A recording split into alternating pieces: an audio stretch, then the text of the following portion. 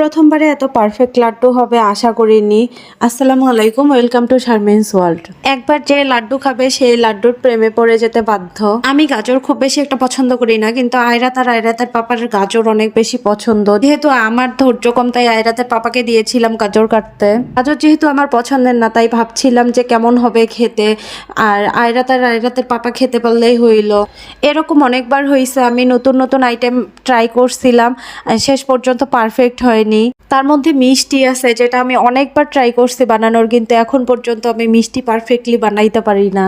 যতবারই বানাইছি কি যে প্রবলেম হয়, শেষ পর্যন্ত ভেঙে যায় বা ফেটে যায়, এরকম হয়ে যায়। গাজরের লাড্ডু বানানোর পর মনে হয়েছে যে নারকেল নাড়ু যেভাবে আমরা বানাই না, সেম ভাবেই গাজরের লাড্ডু বানানো হয় আর কি। আমার কাছে রান্নাবান্না খুব বেশি কঠিন কাজ লাগে না, শুধু চেষ্টা করলে একসময় দেখা যায় পারফেক্ট হয়ে যায়। শুধু রান্না বান্না না, যে কোনো কাজের ক্ষেত্রেই চেষ্টা থাকতে হয় আর সাহস করে কাজটা শুরু করতে হয়। রান্না শেষের দিকে অনবরত নাড়তে হয়, কারণ নিচে লেগে যাওয়ার একটা ভয় থাকে।